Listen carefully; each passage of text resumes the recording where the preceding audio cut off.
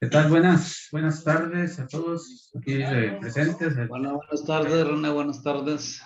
Bienvenidos a nuestra reunión semanal del Grupo de Historia del Parque Revolución. Y pues hoy nos favorece el clima, está agradable aquí. Entonces, el día de hoy, pues, nos va a compartir la plática el compañero Héctor Iván Olivas con el tema Facciones olvidadas de la Revolución Mexicana, los arenistas. Pues ya Héctor nos ha compartido algunas pláticas de algunos grupos de la Revolución que poco se sabe o poco sabemos. En lo personal, pues, de Peláez, de Arenas, pues muy superficial, ¿no? Entonces, pues aquí con la participación de Héctor, pues vamos a darnos cuenta de la intervención de estas gentes en la revolución. Entonces voy a leer aquí la semblanza de Héctor.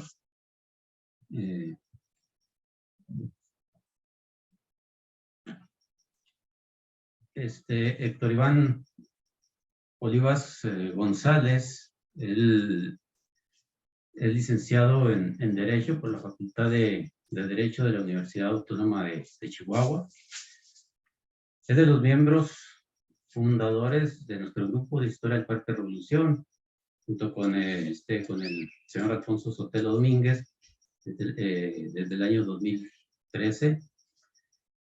Es activista a favor de la conservación del patrimonio histórico de Chihuahua. Es abogado postulante, con un gran conocimiento sobre la historia, todos lo sabemos ahí, local, nacional, internacional, del tema que se trate. Héctor Iván, pues, conoce ampliamente todo, ¿no? Ha participado en varias pláticas aquí en nuestro grupo y con temas locales, internacionales, de todo tipo. Entonces, pues le damos las gracias y la bienvenida a Héctor con este tema de los arenistas. Entonces, sí, por favor, ahí, de apagar el micrófono, los micrófonos, por favor. Muy bien, Héctor, pues adelante con la presentación.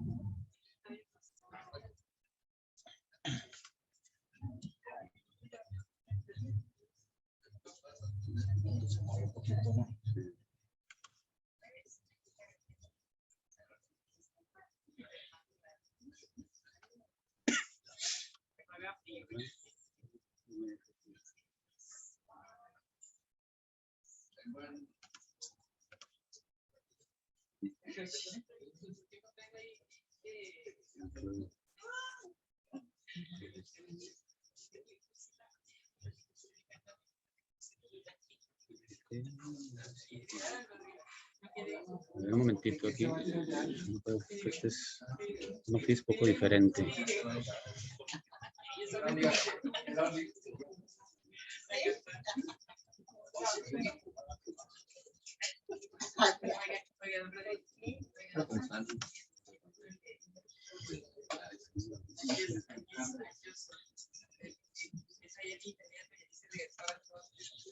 Déjame ver el menú de subir.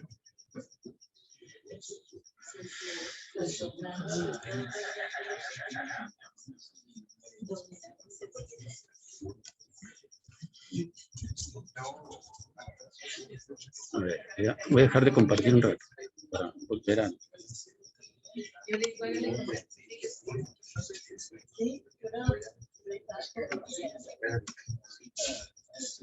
Esta es la primera, ¿no? Sí, tiene Sí, ahorita la voz. probé. Eso sería.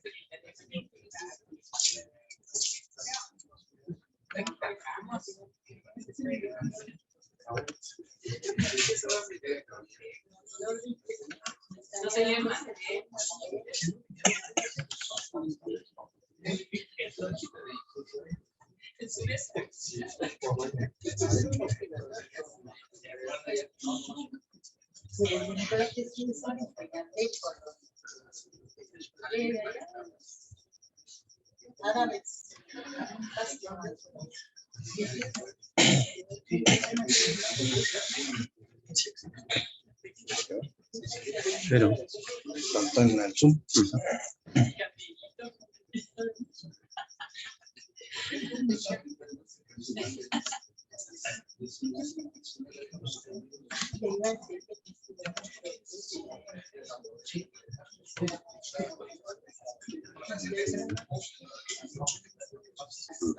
el menú que está arriba.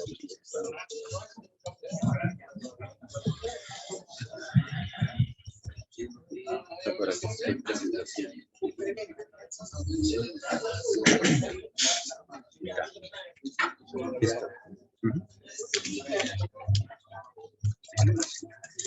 Listo. Una pregunta, ¿se está viendo completa la pantalla ahí, Jaime?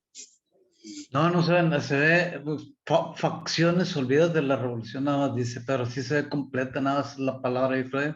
¿O es así la palabra, Héctor? Facciones. Facciones olvidadas de la revolución. Sí, sí, sí, está completita. Ok, gracias. Entonces Adelante. vamos a iniciar, adelante. Está completa.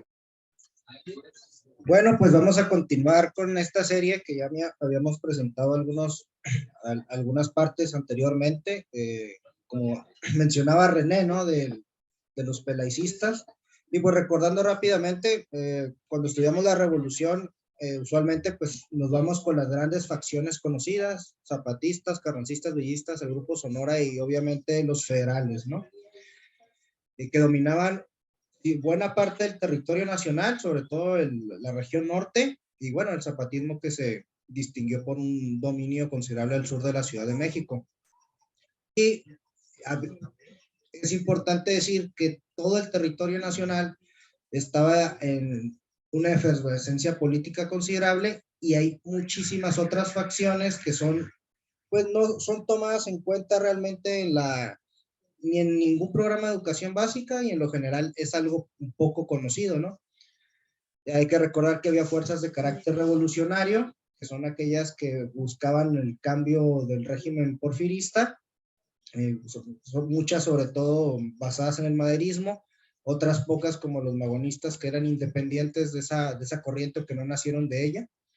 Y bueno, las fuerzas de carácter reaccionario que buscaban mantener ya sea de manera regional o para todo el país, pues las mismas condiciones que existían en el porfiriato, impulsadas por élites locales o inversionistas extranjeros.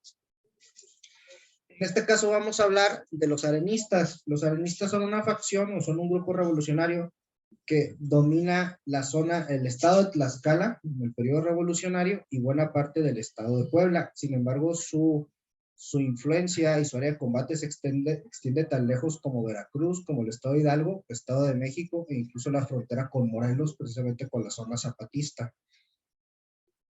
Principalmente estamos hablando de que el estado de Tlaxcala pues tenía las mismas condiciones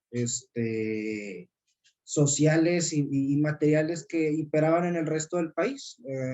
Es decir, una élite de hacendados y de empresarios que creció bajo el gobierno de Porfirio Díaz, dominaba el estado, y también tenían un gobernador eterno, Próspero Caguanzi Flores, que había gobernado el estado desde el 15 de enero de 1885.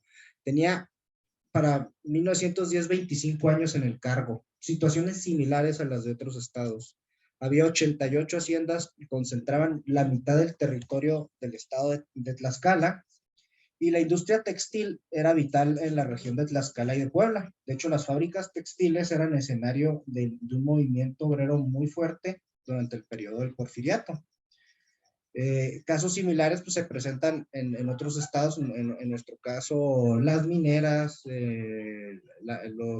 las haciendas y por ejemplo en Morelos es el caso de la industria de la caña de azúcar, ¿no? Domingo Arenas, que es el principal personaje de este grupo revolucionario, era oriundo de Zacatelco, en Tlaxcala, y comenzó a trabajar como obrero en diferentes fábricas textiles. Su hermano Cirilo Arenas se dedicó al oficio de la carpintería.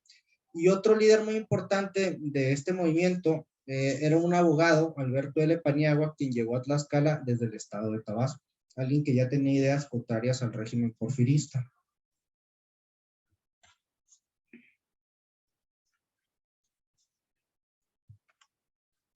Ok. Que el estado de Tlaxcala está en proceso de efervescencia como muchos otros. Se mezclan los movimientos obreros, en el caso de la industria textil, con el tema del antirreeleccionismo, ¿no? Al convocarse la revolución por parte de Francisco I. Madero, Domingo Arenas abandona su trabajo como obrero y se une al coronel maderista Ireneo Vázquez, que operaba en Puebla. Y este grupo maderista se junta con las fuerzas de Morelos de Emiliano Zapata, tomando la ciudad de Atlisco el 22 de mayo de 1911. Mientras aquí ocurría la batalla de Ciudad Juárez, mientras en Torreón se daba la toma por parte de los maderistas, la retaguardia del gobierno porfirista estaba amenazada tanto por zapatistas como por estos grupos. Al grado que también los zapatistas toman Cuautla y están relativamente cerca de la Ciudad de México. La presión no nada más le venía al régimen porfirista del norte, también de esta zona del país, del altiplano, próxima o donde está la misma Ciudad de México. Alberto L. Paniagua, por su parte, se dedicó a la agitación política a favor de la causa antirreeleccionista. Al darse la toma de Ciudad Juárez y por consiguiente la renuncia de Díaz, también el gobernador, el que está en la fotografía, Próspero Caguanzi, renuncia a su cargo. Y los maderistas de Tlaxcala, como Domingo Arenas y Alberto L. Paniagua, se retiran a la vida privada en cuanto Madero gana las elecciones en 1911.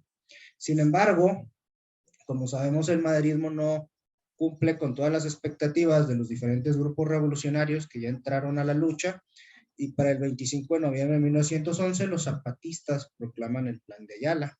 Este Plan de Ayala tiene un enorme eco en Tlaxcala, y por lo que para prevenir que se sumen a la rebelión de Zapata, pues se hace el gobierno de Madero aprende a los simpatizantes, ¿no? Entre ellos Arturo Serrano, que era quien planeaba el levantamiento a favor del Plan de Ayala, ahí en la zona de Tlaxcala. Domingo Arenas y el hermano de Arturo Serrano, Estanislao Serrano, huyeron a la Malinche, el volcán que se encuentra en Tlaxcala. El epicentro del movimiento arenista y la zona donde ellos se refugian, sobre todo en las situaciones de crisis, es en donde están los volcanes, tanto el Popocatépetl como el Iztaccíhuatl como la Malinche, que es una zona que le resulta fácil de defender y la cual no pudieron tomar los federales ni los carrancistas en su momento. Inician la resistencia, sin embargo, Domingo Arenas recibió un balazo por el cual pierde el brazo. Por eso, al perder el brazo, pues, se le viene su apodo revolucionario, el Manco Arenas. Y esta es una de tantas heridas de guerra que sufre a lo largo de diferentes encuentros. Pues, es interesante que haya sobrevivido tanto porque fue herido considerablemente en batalla. Arturo Serrano, Domingo Arenas y Alberto L. Paniagua recuperan su libertad y vuelven a refugiarse en la Malinche para organizar el movimiento contra Madero. Sin embargo, durante ese mismo periodo, tras su salida de la cárcel, ocurre la decena trágica. Y pues, ellos ahora siguen en pie en contra, pero del gobierno de Huerta. Reconocen el Plan de Ayala de los zapatistas como suyo, pero jamás aceptan el mando ni la subordinación a Emiliano Zapata. Este es un aspecto muy importante porque para Zapata ellos eran parte del Ejército Libertador del Sur y ellos no, ellos eran un grupo aparte con su propia agenda. Y esto va a tener consecuencias bastante trágicas y sangrientas en el futuro. Próspero Caguanzi obtiene apoyo militar de Victoriano Huerta para combatir a las gavillas de rebeldes y de revolucionarios acantonadas en la Malinche, y en agosto de 1913 lanzan su ofensiva para tomar esa zona. Sin embargo, el regimiento federal es derrotado por los arenistas. Y esto le permite ahora también incursionar a los arenistas en la Sierra Norte de Puebla. Sin embargo, y como habíamos mencionado, si bien eran afines al zapatismo, los arenistas deciden alinearse con el constitucionalismo de Carranza. Hay una junta justamente en la zona de la Malinche y forman lo que ellos denominan el Ejército Constitucionalista Tlaxcalteca, o incluso la División de Oriente, también se le conoce, y crean un gobierno revolucionario paralelo al huertista, pero apoyado en el constitucionalismo, bajo Pedro M. Morales. Domingo Arenas incorpora a estas fuerzas y participa en varios combates contra el gobierno huertista en algunas poblaciones como Zacatlán, Tetela de Ocampo y Zacapuastla en Puebla. Los diferentes jefes tlaxcaltecas de esta división de Oriente o Ejército Constitucionalista Tlaxcalteca, como Felipe Villegas y Arturo Serrano, fallecen en combate durante el año 1914. Y esto proyecta a Domingo Arenas como jefe del movimiento. En una reunión similar a la que ocurre aquí cuando se forma la División del Norte, el 4 de agosto de 1914, Domingo Arenas es nombrado por diferentes jefes de armas de esta región como el líder del movimiento. La revolución va, digamos, más lenta en esta zona y a medida que el ejército del noroeste de Álvaro Obregón toma la Ciudad de México, los revolucionarios tlaxcaltecas logran hacerse el control de la capital del estado el 16 de agosto de 1914. Entra Domingo Arenas bajo el mando de 700 hombres, una cantidad pequeña si la comparamos con los grandes ejércitos norteños, ¿verdad? Y luego marcharon a la ciudad de Puebla. Sin embargo, Pablo González, que es el comandante del ejército del noreste, del ejército constitucionalista, visita Tlaxcala el 6 de septiembre de 1914 y no le reconoce los grados de general a Domingo Arenas, no reconoce a su brigada Chicotencas o a la División de Oriente, ni tampoco grados militares a otros jefes de este movimiento. Se nombra un gobernador constitucionalista, Máximo Rojas, y a pesar de todo esto, bueno, sí comienza a hacer una incautación de haciendas de los elementos huertistas y hay la abolición de la deuda de los peones, pero esto no es suficiente. Es algo muy corto comparado con los postulados del Plan de Ayala y con las ideas arenistas. Entonces, Domingo Arenas, apoyado por sus fuerzas y los demás jefes locales, decide romper con Carranza, ya que considera que la abolición de las deudas de los peones no es un paso contundente para establecer una verdadera política agrarista. Las haciendas incautadas por parte del gobierno de Carranza no se repartieron y obviamente hay un resentimiento por la falta de nombramientos. Algo parecido que Villa batalló también para que Carranza le reconociera el nombramiento de general a Villa. Y hay un detalle, nosotros le llamamos División del Norte al ejército revolucionario de aquí. Bueno, el ejército del noreste era el cuerpo de ejército del noreste y el del noroeste era cuerpo de ejército del noroeste. Eran incluso más pequeños que la División del Norte. El verdadero nombre de la División del Norte es Cuerpo de Ejército del Norte, que es mayor a una división. Igual, por cuestión política de Carranza, nunca reconoció ese tamaño ni esos nombramientos. Para este momento, Arenas cuenta con 1,100 soldados, 800 de caballería y 300 de infantería. ¿Qué sucede? Cuando se crea o cuando ocurre la Convención de Aguascalientes, esta reconoce el Plan de Ayala. En este caso coinciden los arenistas con la idea de la convención y deciden los arenistas apoyar al ejército convencionista y forman parte de él. El 12 de noviembre de 1914, las fuerzas agraristas bajo el mando de Arenas y otros jefes como Isabel Guerrero, Juan Flores, Felipe Juárez, Santos y los hermanos Serrano toman el control nuevamente de la capital tlaxcalteca, desconocen al gobierno de Carranza y adoptan el Plan de Ayala, uniéndose al gobierno convencionista. Esto se acompaña de un ataque generalizado a las haciendas y a las fábricas de toda la entidad. Esto pone en una situación complicada a Carranza porque La Ciudad de México se conecta con Veracruz, que era su zona de suministros y donde el gobierno carrancista se decide refugiar a través del ferrocarril mexicano, el ferrocarril México-Veracruz y el ferrocarril interoceánico que conecta el Pacífico con el Atlántico. Estos ferrocarriles pasan por Tlaxcala y Puebla y naturalmente, ¿qué es lo que ocurre? Pues Domingo Arenas es una amenaza para las líneas de los carrancistas, pues tanto del Ejército de Obregón como el de Pablo González. Carranza debe atacar Tlaxcala y a pesar de que Arenas resiste a los ataques constitucionalistas por 8 días, estos tuvieron que retirarse a Panotla, donde fueron nuevamente derrotados el 20 de noviembre de 1914. Los arenistas tuvieron que refugiarse nuevamente al sur del estado, en la zona de los volcanes. Sin embargo, el 1 de diciembre de 1914, Arenas logra recuperar la ciudad de Tlaxcala cuando los carrancistas se retiran hacia Veracruz. ¿Por qué? Porque vienen las fuerzas del norte, las fuerzas villistas, y unos días después, el 4 de diciembre de 1914, tienen lugar los pactos de Xochimilco entre Villa y Zapata en la Ciudad de México. El 9 de noviembre, ya los zapatistas habían tomado Puebla. Sin embargo, ¿qué es lo que ocurre? Durante todo este periodo del gobierno de la convención y de que los villistas y zapatistas tienen control de la Ciudad de México, pues hay cierto caos en ella. Villa se tiene que mover hacia el Bajío para esperar el avance de Obregón. Se supone que Zapata debe obstaculizar el avance del Ejército de Operaciones de Obregón y evitar que las fuerzas que están en Jalisco de Carranza se junten con las que vienen desde Puebla. No lo hace. Hay una serie de incidentes que ocurren en la Ciudad de México que generan desconfianza en Zapata y se retira a Morelos. Obregón inicia su avance, el 5 de enero toma Puebla. Arenas fracasa en obstaculizar el avance de Obregón, que él no se retira.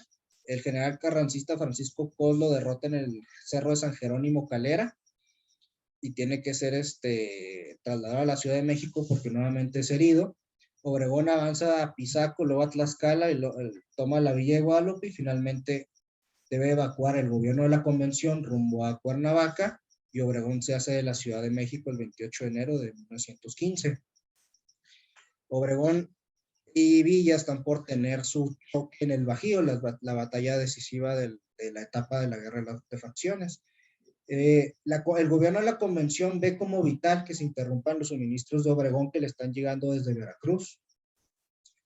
Zapata, esa es una de las grandes críticas al zapatismo porque los zapatistas no ponen mucho empeño en hacerlo y curiosamente son las fuerzas de Domingo Arena las que hacen en la mayor cantidad de esfuerzos para hostigar a las fuerzas de Obregón y interrumpir comunicaciones entre México. Primero lo hacen en la zona de Apizaco para impedir el tráfico de trenes y luego trata de tomar la ciudad de Tlaxcala, pero es derrotado en el camino. Otro de los jefes arenistas, Porfirio Bonilla, se interna en el estado de Hidalgo, destruye líneas telegráficas en Pachuca y en Puebla, levanta la vía en Tetlepaya, en los llanos de Apan, en Hidalgo, se unen sus fuerzas con las de Domingo Arenas y Rafael Espinosa y continúan los esfuerzos para detener los suministros del ejército de Obregón, el llamado ejército de operaciones. Una de las razones por las que Obregón gana las batallas del Bajío es que tiene una logística más corta y logra surtir bien a sus fuerzas y Villa ya tiene problemas por lo sobreextendido que está. Continuaron los ataques a los pueblos de Chimalpa, San Lorenzo y en la hacienda de Malpaís y otra estación de Hiro Loro derrotan una columna de 400 constitucionalistas. Sin embargo, pues no logran detener la línea del ferrocarril de México-Veracruz ni cortarle los elementos de guerra a Obregón. El gobernador Máximo Rojas no tarda en mandar fuerzas para recuperar Tlaxcala y las fuerzas de Bonilla son son cercadas en Calpulalpan por el general carrancista Francisco Cos. Arenas se tiene que retirar nuevamente al sur de Tlaxcala Y en Zacatelco los constitucionalistas lo persiguen con cerca de 5,000 efectivos. Trató de resistirlos y no pudo. Un tren, incluso voló un tren militar. En Calpulalpan, el general Bonilla trata de romper el cerco, pero es muerto de una bala en el pecho. Finalmente Villa es derrotado en el Bajío y el gobierno de la convención se derrumba. Arenas decide dejar de combatir de manera directa al ejército constitucionalista y únicamente hace ataques guerrilleros y diferentes saqueos a haciendas y fábricas para sobrevivir. Nuevamente los arenistas son derrotados en un pueblo llamado Españita el 19 de octubre de 1915. Así que se tienen que refugiar en los volcanes, a continuar la guerrilla de la misma manera que lo hicieron los zapatistas. Al mismo tiempo que tiene el problema con Carranza, ya viene una serie de tensiones y problemas con los zapatistas. Los revolucionarios tlaxcaltecas hicieron mayor reparto de tierras y fundaron muchísimas más colonias agrícolas y militares que los zapatistas en sus zonas. Controlaban tanto de Puebla como en Tlaxcala. Sin embargo, ya tenía una serie de conflictos con Zapata, por lo que empezaron a tener algunos combates y choques. Curiosamente empieza a haber un acercamiento con Carranza y el mismo gobierno de Carranza decide reconocer algunos de los repartos de tierras que hace Arena. Arena se da cuenta que el bando convencionista pues ya estaba derrotado y que la cuestión agraria y obviamente el reconocimiento de los repartos agrarios que ellos habían hecho solamente podían llevarse a cabo si se impulsaban ya desde el bando constitucionalista. Tras una serie de negociaciones, Arenas decide aliarse con el gobierno de Carranza en la hacienda de San Matías Atzala, ubicada en Huejotzingo. Se incorporaron a las fuerzas arenistas a las del ejército constitucionalista, tenían 4,000 efectivos, 11 generales, así que no era un ejército chico para la revolución, pero más o menos. Y se les encomendó la vigilancia del ferrocarril interoceánico. ¿Qué es lo que ocurre cuando se entera Zapata? De inmediato enfurece, lo tilda de ser un traidor, de que además en esos choques que habían tenido habían muerto zapatistas, lo expulsa del ejército libertador, aunque Arenas nunca fue parte ni subordinado del ejército de Zapata. Únicamente reconocían los postulados del plan de Ayala, pero llevaban a cabo su propia política agraria y eran una fuerza independiente.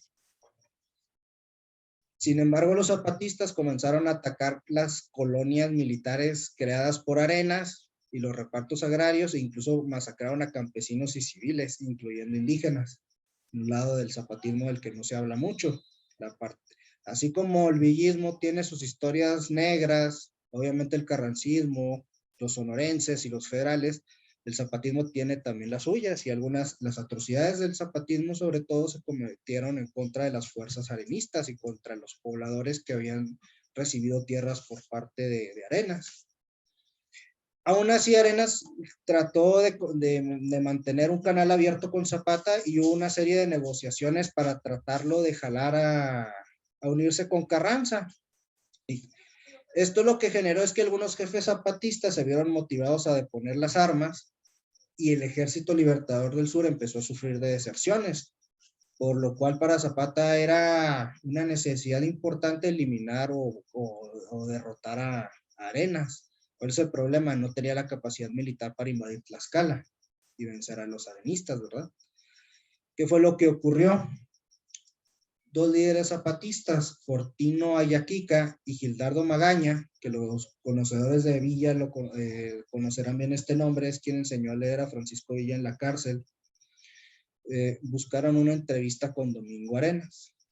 Según los arenistas, estos jefes buscaban rendirse al gobierno. Arenas acudió a la reunión con una pequeña escolta. El 30 de agosto de 1917, Magaña y Ayaquica esperaron a Arenas en la hacienda de Huexococan. Sin embargo, habían posicionado a sus tropas en los alrededores. Alrededor de la 1 de la tarde, Arenas y Magaña y Ayaquica se sentaron a dialogar junto a una piedra enorme. Arenas les ofreció unificarse con Carranza. Los líderes zapatistas propusieron otra reunión para darle ya su decisión.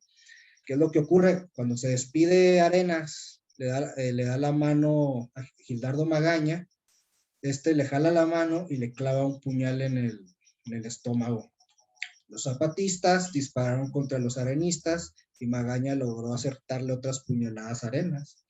Arenas y sus otros 6 acompañantes resultaron muertos. Algunas versiones apuntan a que Arenas no murió ahí, que fue llevado a Xochimilco, donde lo torturaron y acribillaron y le cortaron la cabeza exponiéndola en el pueblo. Otra versión indica que le llevaron el cuerpo a Zapata a Tlaltizapán y que lo colgaron de un árbol con la leyenda "así pagan los traidores". Y en las versiones zapatistas se habla que Arenas era el que les había tendido la emboscada y que de la discusión se fueron en las armas. Bueno, este es un tema de una ironía de la historia, porque ¿cómo muere Domingo Arenas? El mismo truco le hicieron los zapatistas a Arenas que le hizo Pablo González y Guajardo a Zapata. Una reunión para aliarse, una emboscada y un asesinato. Lo hicieron primero los zapatistas con Arenas y luego se lo aplicaron a ellos. No es por echarle a Zapata, esto es una guerra donde pues había muy poca sentido del honor, a pesar que los corridos en la cultura popular se quejan de los traidores, todos eran muy buenos para la traición. El hermano de Domingo queda al mando, Cirilo Arenas, en la llamada División de Oriente, y Carranza ya se quiere deshacer de ellos también. Entonces el gobierno carrancista busca relevar a Cirilo Arenas del mando de la división. Se niega. El general carrancista José Agustín Castro decide avanzar rumbo a San Martín Texmelucan con 11 trenes militares para eliminar el cuartel arenista, pero no los encontraron, lo habían evacuado. Se habían retirado nuevamente a la región de los volcanes. Los constitucionalistas avanzan a tomar Atlisco, donde acribillan al jefe arenista Agustín Jiménez Chávez. Luego en Nanacamilpa, otro jefe arenista es muerto mientras resistían las tropas de José Agustín Castro, Trinidad Telpa. Cirilo Arenas implementó entonces una guerra de guerrillas contra los constitucionalistas, combatía también a los zapatistas.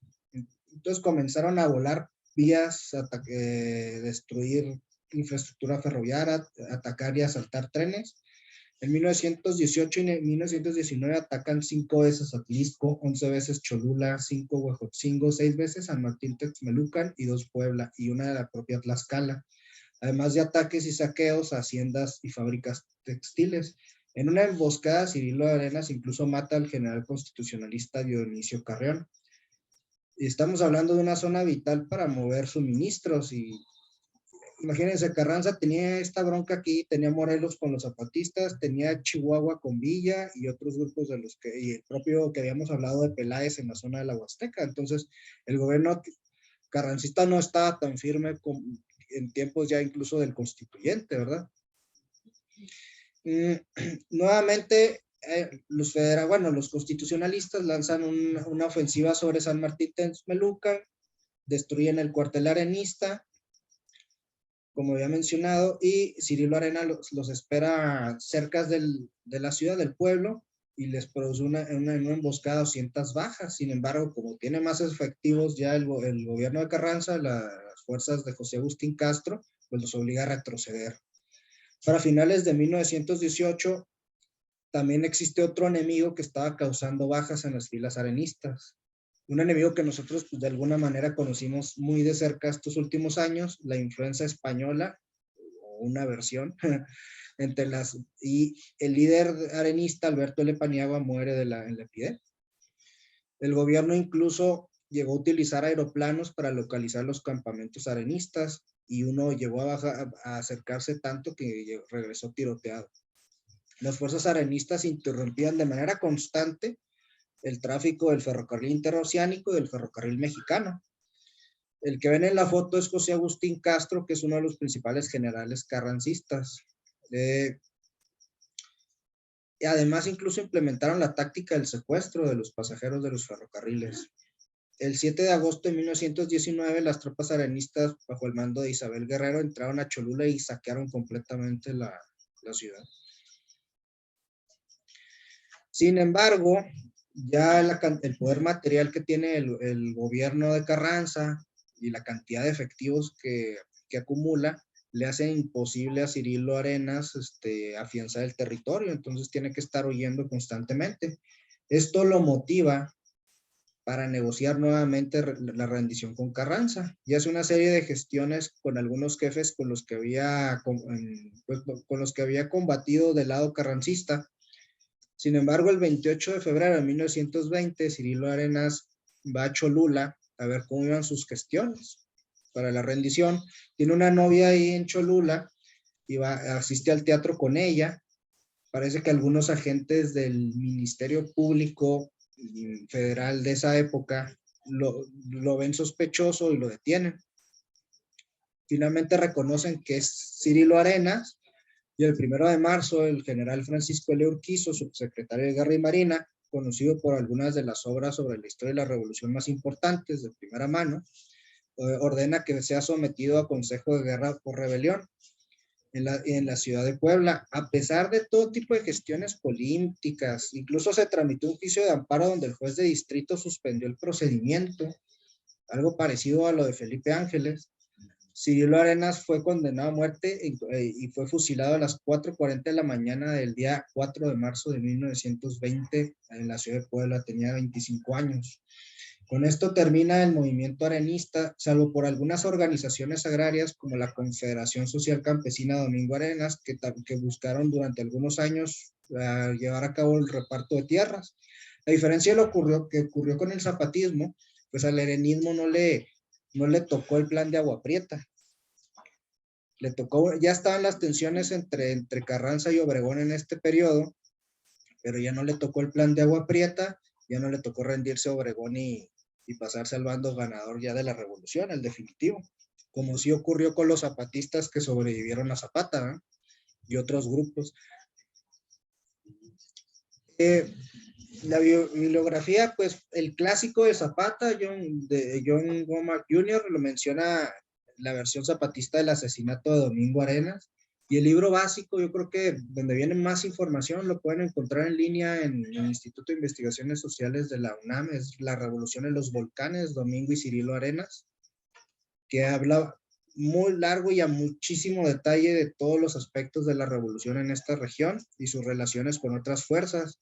Incluso hay datos interesantes como, por ejemplo, el gobernador Próspero Caguanzi, cuando toman está refugiado en la Ciudad de México, cuando los villistas toman la ciudad y es tomado preso, y se supone, no sé si alguien tenga algún dato al respecto, muere preso aquí en Chihuahua del ejército villista, ¿eh?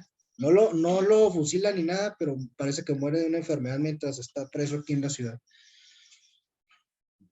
Y pues eso sería todo en lo que se refiere a este grupo revolucionario.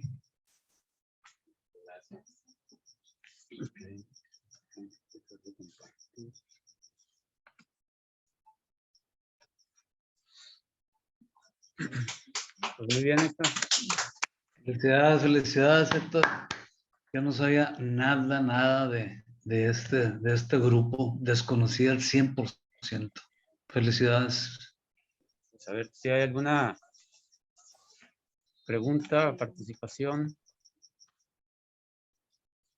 Aquí Manuel Alderete tiene alguna de para acá, ¿no?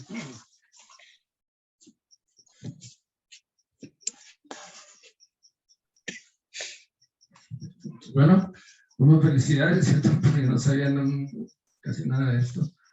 Aquí básicamente la pregunta es, se habla mucho del modelo que traían en el sur, que era llegar a una hacienda y tomar la hacienda y hacerla, repartirla y tratar el fenómeno agrario, que ahí se da muy fuerte en Morelos y en Tlaxcala. Y nomás la pregunta es, aquí en Chihuahua al parecer fue bastante diferente el tema de las haciendas, que también aquí hay haciendas, pero al parecer pues no hay, que yo me sepa, casos. Sí hubo casos donde las tomó el ejército villista, pero no las repartió, por ejemplo las de Terrazas. Las de Terrazas se quedó el gobierno con ellas, se quedó Villa trabajándolas, como sacándoles dinero. Y el fenómeno de repartir haciendas pues se dio rara vez en Chihuahua, y eso habla pues de las condiciones de los climas, de condiciones de la gente.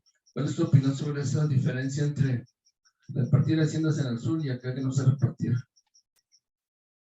Bueno, hay circunstancias similares en todos los estados en lo que la revolución se refiere y hay aspectos regionales que son totalmente diversos, ¿no? En el norte no había una gran población de gente que había sido despojada de sus tierras. Ese es un detalle, al menos en el caso chihuahuense. Cuando hablamos de Morelos y Tlaxcala, por ejemplo, estamos hablando de que no se reconocieron títulos que venían incluso de tiempos de la colonia, ¿no? Y se despojó a comunidades indígenas, se despojó también a pobladores, pequeños propietarios. Por ejemplo, Zapata es el pequeño propietario por excelencia, que es líder de un pueblo donde tanto municipios como otras comunidades quieren la restitución de sus tierras que les habían quitado las haciendas, en el caso de ellos, cañeras, ¿ok? Aquí no existe esa situación. Aquí se da un gran latifundio y tienes mucha gente que se mueve de un lado al otro, no está ni en condición de peón acasillado como se ve allá, sino que se está moviendo, son desarraigados, y tienes, en los dos casos tienes una élite local, sobre todo con poder basado en las haciendas, que no permite a otros grupos ejercer la política. ¿Qué es lo que ocurre? Hay que matizarlo mucho. Por ejemplo, en Chihuahua y en Sonora, tanto los sonorenses como los villistas lo que hacen es las haciendas de los que no son afines a su causa. Obviamente las de la familia Madero Villa no la tomó. Son puestos bajo una administración revolucionaria y continúan trabajando con la finalidad de financiar a la división del norte, en el caso de Chihuahua, y al ejército del noroeste, en el caso de Sonora. La laguna con las de algodón pasa lo mismo. Entonces, la maquinaria villista y la maquinaria sonorense precisamente se alimenta de los negocios que ellos han intervenido o de los impuestos que ellos cobran a mineros y a otras haciendas, y de ahí se financian. Los zapatistas no tienen esa posibilidad, ni tampoco los tlaxcaltecas, porque no tienen la salida a Estados Unidos. Toda esa producción de algodón y de ganado la mandaba Villa a Estados Unidos y de ahí con ese dinero compraban armas. Lo mismo hacían en Sonora. Los zapatistas están más arraigados a la tierra, son comunidades que buscan su restitución. Lo mismo ocurre con los indígenas tlaxcaltecas. Entonces lo que hacen ellos es, dependiendo del caso. Zapata no fue tan radical como podría pensarse. Hay unas haciendas que nada más les quitaron lo que habían invadido. Y continuaron algunos hacendados trabajándolas. Nada más, o sea, lo principal para Zapata era restituir los títulos que justamente se habían sido despojados. No hay un objetivo de eliminar las haciendas. Si uno lee el plan de Ayala, lo que dice es que se va a fraccionar aquello en lo que se hayan pasado, lo que no les pertenecía a los hacendados, y muchas haciendas continuaron operando. Incluso hay una relación muy curiosa entre el zapatismo y los hacendados, porque cuando vienen todas las incursiones de Juvencio Robles y luego de Pablo González masacrando, quemando pueblos, también interrumpen la economía de las haciendas cañeras.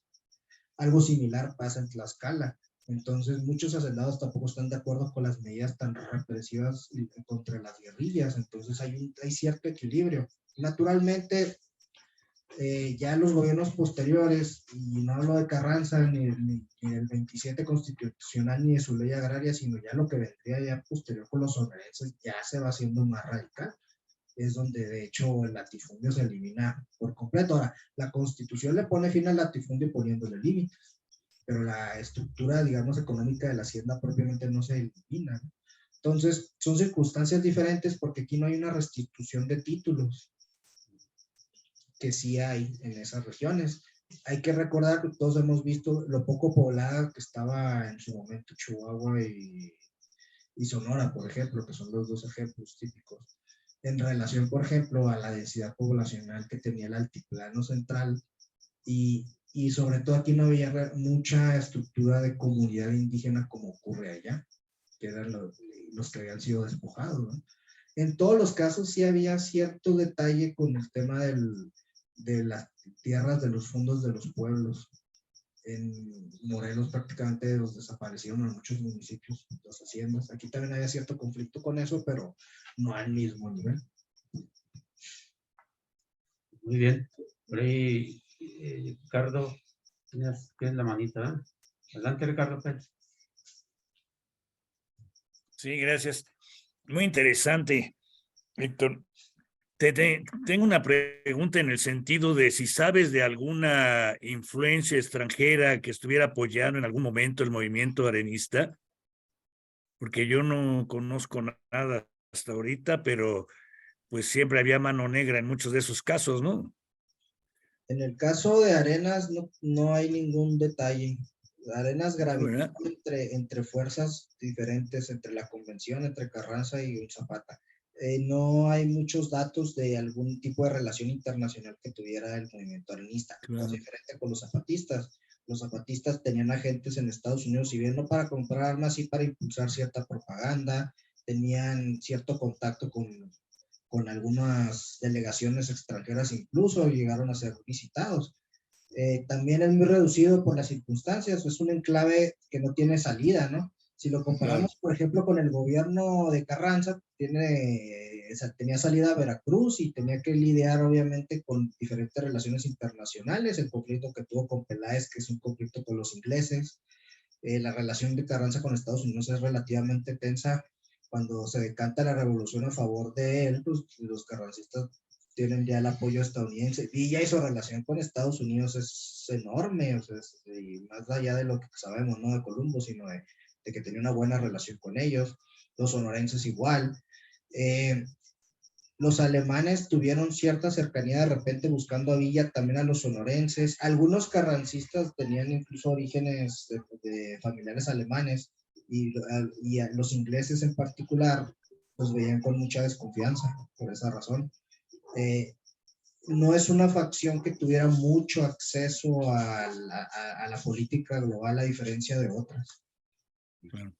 Gracias. Muy interesante. Yo tengo una pregunta, Héctor. El 16 de noviembre, ¿recuerdas una manifestación en Zacateco, Tlaxcala?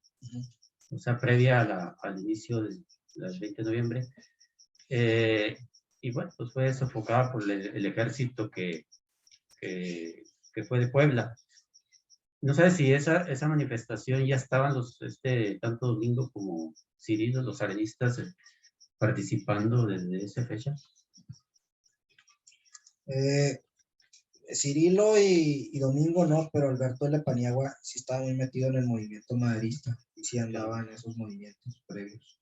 Incluso hay que recordar que el maderismo pues, no empieza como un movimiento tan bélico, ¿no? Es más bien un movimiento político y es cuando realmente se canta por la revolución que se van incorporando ya elementos que son más de utilizar la violencia, ¿no? El agitador político maderista era Alberto de la Paniagua, e incluso los que después fueron carrancistas también eran parte de ahí del grupo maderista, ¿no? Es que me llama la atención que, o sea, Domingo nace en Zacatecas. Por eso, o sea, si había esa participación. Estaba fuerte, en ese pueblo en particular estaba fuerte el maderismo. Y también había en esas zonas, como él trabajaba en una fábrica textil, ya hay mucho conflicto con las fábricas textiles. Bueno, hay que recordar Río Blanco, pero Río Blanco no nada más ocurre huelgas en Río Blanco, no nada más hay movimiento obrero en Río Blanco. Incluso está muy fuerte la Casa del Obrero Mundial en el estado de Tlaxcala, al grado que en una de las ocasiones Domingo Arenas aprovecha una reunión de la Casa del Obrero Mundial en la ciudad de Tlaxcala para tomar la ciudad. Entonces, el movimiento obrero, el incipiente movimiento obrero mexicano, está muy fuerte en esta zona por precisamente las fábricas textiles. Es algo que los gobiernos por revolucionarios buscaron controlar fuertísimo con los líderes charros que tuvieron, porque era una zona que ya había sido muy efervescente, así como ocurrió con Cananea, ¿no? En el caso de los ferrocarrileros que estaban muy decantados hacia la revolución. Sí hay una fuerte influencia, y él era un obrero textil que no era ajeno a esos movimientos. Bien, gracias. ¿Alguna otra participación? A ver, Manuel, de nuevo. Ven para acá. Una pregunta rápida. ¿En el plan de Ayala proponen a Pascual Orozco presidente? ¿O cuál es el que propone a Pascual Orozco presidente? El plan de Ayala desconoce a Madero como presidente y propone como nuevo jefe de la revolución a Pascual Orozco. Y primero es la revuelta del plan de Ayala y luego viene el tema de la rebelión orozquista. Y se le sigue manteniendo como jefe de la revolución para Zapata hasta que se le ocurre unirse a Huerta Orozco. Y hay que recordar que el que fue a negociar con los zapatistas la unión a Huerta y Orozco fue el papá de Pascual Orozco, y los zapatistas lo fusilan allá. Muy bien, pues interesante todo esto. De hecho, la revolución y la segunda llamada revolución, ¿no? De acuerdo, pues si no hay más preguntas, pues le damos nuevamente un aplauso aquí a Héctor Iván. Oh. Felicidades, Héctor. Muy bueno. Vamos a dejar de